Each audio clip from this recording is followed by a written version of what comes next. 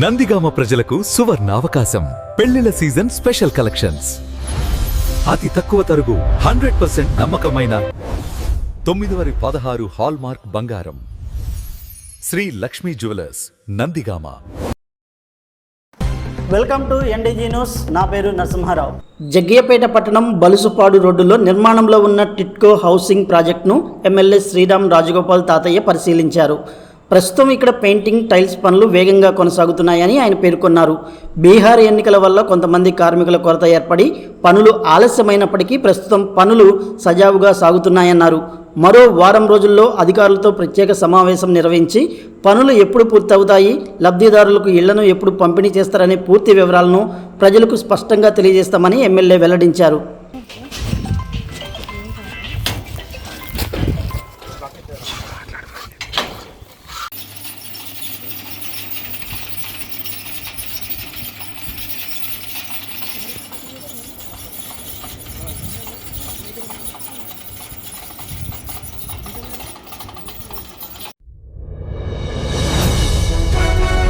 జగ్గిపేట మండలం అనుమంచిపల్లి జాతీయ రహదారి వద్ద నిలిపి ఉంచిన ఆటోను వెనుక నుండి వచ్చిన ఓమ్ని వ్యాను అతి వేగంగా ఢీకొట్టింది.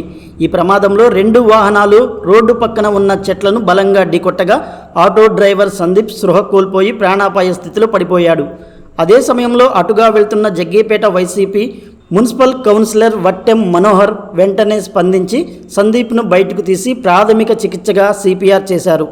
కౌన్సిలర్ సమయస్ఫూర్తితో డ్రైవర్ స్పృహలోకి రాగా వెంటనే తన సొంత వాహనంలో జగ్గిపేట ప్రభుత్వాసుపత్రికి తరలించి మెరుగైన వైద్యం అందేలా చూడాలని కోరారు.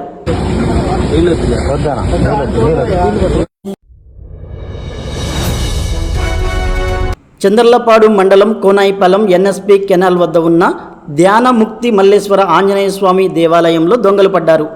ఆలయ ఇనుప గేట్లు పగలగొట్టి లోపలికి ప్రవేశించిన దుండగులు అక్కడ ఉన్న సీసీ కెమెరాలను పూర్తిగా ధ్వంసం చేశారు. అనంతరం లోపల ఉన్న హుండీని పగలగొట్టి అందులో ఉన్న కొంత నగదును ఎత్తుకెళ్లారు. ఆలయ నిర్వాహకుల సమాచారం మేరకు ఘటనా స్థలానికి చేరుకున్న పోలీసులు కేసు నమోదు చేసి దర్యాప్తు చేస్తున్నారు. ప్రభుత్వ పాఠశాలలో ఏర్పాటు చేయబోయే స్మార్ట్ కిచెన్ల వల్ల మధ్యాహ్న భోజన పథకం కార్మికులు ఉపాధి కోల్పోయి రోడ్డున పడాల్సి వస్తుందని సంఘ కార్యదర్శి సుప్రజ ఆవేదన వ్యక్తం చేశారు. మొదటగా మైలవరం బాలుర హైస్కూల్లో ఈ స్మార్ట్ కిచెన్ను ఏర్పాటు చేస్తున్నారని, ఆ తర్వాత జిల్లాలోని మండలాలకి 1 చొప్పున విస్తరిస్తారని తెలిపారు. దీనివల్ల ఎన్టీఆర్ జిల్లా వ్యాప్తంగా ఉన్న 1889 మంది మధ్యాహ్న భోజన కార్మికుల పొట్ట కొట్టవద్దని ప్రభుత్వ నిర్ణయంపై ఆమె తీవ్ర ఆగ్రహం వ్యక్తం చేశారు. మేం ప్రభుత్వాన్ని ఏమడుగుతున్నామంటే ఈ 50 లక్షల రూపాయలే మధ్యాహ్న భోజన పథకం కార్మికులకి గనక ఇస్తే వాళ్ళు ఇంకా బాగా నాణ్యతతో కూడా వండి పెట్టడానికి అవకాశం ఉంటుంది. వాళ్ళకి వేతనాలు పెంచాలి, బిల్లులు పెంచాలి అని చెప్పేసి యూనియన్ గా డిమాండ్ చేస్తున్నాం. సుప్రజ, మధ్యాహ్న భోజన పథకం, ఎన్టీఆర్ జిల్లా కార్యదర్శి. కేంద్ర ప్రభుత్వం పెంచిన పెట్రోల్, డీజిల్, గ్యాస్ ధరలను వెంటనే తగ్గించాలని డిమాండ్ చేస్తూ చంద్రలపాడు బస్టాండ్ వద్ద సిపిఎం నందిగామ కమిటీ ఆధ్వర్యంలో రాస్తారోకో నిర్వహించారు.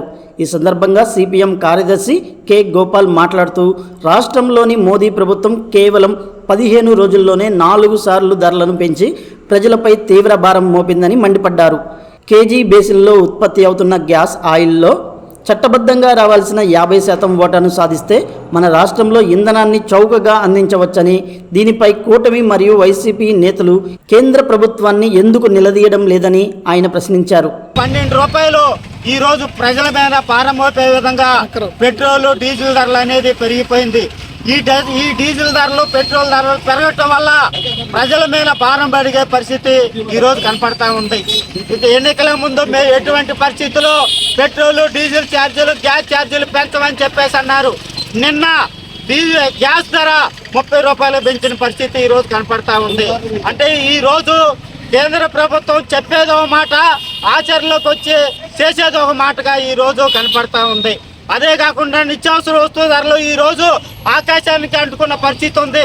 పేద ప్రజలు రోజువారీ కూలి చేసుకొని కష్టపడి కాంట్రాక్ట్ అవుట్ సోర్సింగ్ లో పనిచేసే కార్మికులు ఈ రోజు తినడానికి తిండి లేక ఇబ్బంది పడతా ఉన్నారు.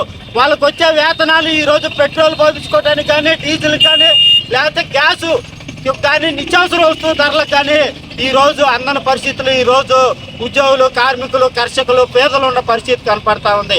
అందుకని మేము చెబుతా ఉన్నాం, ఈ రోజు మీరు కార్పొరేట్లకి ఓడిగం చేస్తా ఉన్నారా, కింద ప్రజలకి మీరు సేవ చేస్తారా అని చెప్పేసి కూడా మేము అడుగుతా ఉన్నాం. మీరు కనుక ఇదే విధంగా చేస్తే దేశవ్యాప్తంగా పెద్ద ఎత్తున ఈ ఉద్యమం చేపట్టడానికి కూడా వామపక్షాలు, ప్రజా సంఘాలు అన్నీ కూడా ఈ రోజు సిద్ధంగా ఉన్నాయి అని చెప్పేసి కూడా మేము చెబుతా ఉన్నాం. ఎందుకంటే ఢిల్లీలో రైతాంగం చేసిన పోరాటం అనుభవం ఉంది.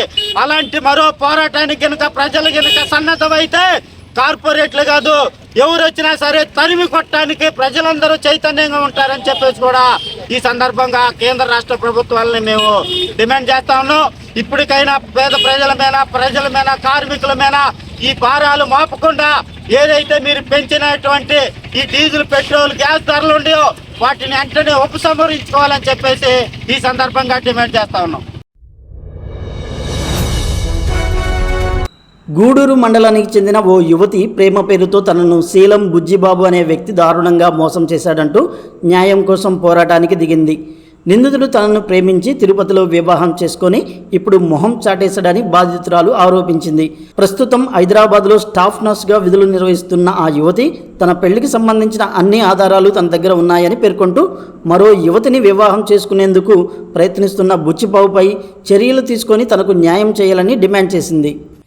తర్వాత జాబ్ చేసేటప్పుడు ఇంకా ఫ్రెండ్స్ కదా అట్లా మా హాస్టల్కి వచ్చి మాట్లాడుతూ ఉండేవాడు సార్. ఎక్కడికి? విజయవాడ సార్. నువ్వేం చేస్తావు? Staff nurse. ఎక్కడ? AIG hospitals, Gachibowli, Hyderabad. మరి విజయవాడ నేను అంతకు ముందు విజయవాడలో చేసేదాన్ని సార్. విజయవాడలో చేస్తున్నప్పుడు ఫ్రెండ్ గా వచ్చి మాట్లాడేవాడు సార్. మాట్లాడుతూ ఉండగా మేము మాట్లాడుకుంటూ ఇంకా లవ్ లాగా అయింది సార్. లవ్ అయింది. లవ్ అయిన తర్వాత కూడా తిరుపతి తీసుకుని వెళ్ళాడు సార్. తిరుపతి అవును సార్. తిరుపతి తీసుకుని వెళ్లి అక్కడ పెళ్లి చేసుకున్నాడు సార్. పెళ్లి చేసుకుని నల్లపూసల గొలుసు కూడా నా మెడలో వేశాడు సార్. తాళి కట్టాడు సార్. వచ్చేటప్పుడు ఇంక ఇది వేసుకుని వచ్చాం సార్. ఆ తాళి తీసేసి ఇంట్లో ఏమంటారు అని చెప్పేసి. హైదరాబాద్ లో ఉంటాను sir. Staff nurse, AIG hospitals, Gachibowli sir. పెళ్లి చేసుకున్నాడు సార్. కానీ వాళ్ళ ఇంట్లో వాళ్ళందరూ ఇంకొక అమ్మాయిని నేను నన్ను చేసుకున్నట్టు వాళ్ళ ఇంట్లో చెప్పలేదు సార్. చెప్పకుండా వాళ్ళ ఇంట్లో వాళ్ళు ఇంకొక అమ్మాయితో చేయాలని చూస్తున్నారు. నిన్ను చేసుకోవడానికి అవ్వదు, ఆ అమ్మాయి కేసు పెడుతుంది, వాళ్ళందరూ పెద్దవాళ్ళందరూ ఇన్వాల్వ్ అయ్యి ఆమె చేద్దాం అనుకున్నారు కాబట్టి అని చెప్పి ఇప్పుడు నన్ను వదిలించుకోవాలని చూస్తున్నాడు. ఎలాగో నా గురించి ఇంట్లో వాళ్ళకి తెలియదు, ఓన్లీ తనకి నాకు తప్ప అని చెప్పేసి ఇప్పుడు వదిలించుకోవాలని చూస్తున్నాడు. నాకు ఇప్పుడు న్యాయం కావాలి సార్. డబ్బులు కూడా తీసుకున్నాడు నా దగ్గర 4,30,000. వాళ్ళ చెల్లి పెళ్లి కోసం అని చెప్పేసి తీసుకున్నాడు సార్. అవును సార్. లోన్ తీసుకుని ఇచ్చాను సార్. తనకే ఇచ్చాను సార్. పెళ్లి అయిపోయింది సార్. పెళ్లి అయిపోయి కూడా 2 months అయింది. పెళ్లి తర్వాత మా ఇంట్లో అందరికి చెప్తాను, నేను తీసుకుని వెళ్తాను అని చెప్పి ఇప్పుడేమో ఇలా చెప్తున్నాడు సార్. నేను ఆమెనే చేసుకోవాల్సి వస్తుంది, నిన్ను చేసుకుంటే నేను ఇబ్బందులు పడతాను, పోలీస్ స్టేషన్కి వెళ్తాను, జైల్లో ఉండాల్సి వస్తుంది అని చెప్పి ఆమె వైపే ఉంటాను, నిన్ను చేసుకోలేనని చెప్తున్నాడు. మొన్న కూడా మా ఇంటికి వచ్చాడు సార్. సండే సార్, 7th 8:30 ఆ టైంకి వచ్చాడు. Night sir. నేను చెప్పాను సార్, ఇట్లా చేసి మళ్ళీ వెళ్ళిపోవడం కరెక్ట్ కదా, ఆమె చేసుకొని అంటాం, మన ఇంట్లో ఒకసారి చెప్దాము అని అంటే వచ్చాడు సార్. వచ్చి మాట్లాడుతున్నాడు. ఏమనంటే నేను ఇంకా ఇలాగే ఆమె చేసుకోవాల్సి వస్తుంది, ఆమె వైపే ఉండాల్సి వస్తుంది, మా పేరెంట్స్ ఊరుకోరు, ఊర్లో అందరికీ తెలిసిపోయింది, నేనంతా అల్లరైపోయాను, ఆ అమ్మాయి గురించి మా పేరెంట్స్ ఆలోచిస్తున్నారు అని చెప్పేసి అటువైపే మాట్లాడుతున్నాను. నన్ను చేసుకుంటావా అంటే చేసుకుంటానని చెప్తున్నాడు, కానీ ఎప్పుడు చేసుకుంటాను నాకు టైం తెలుసు సార్.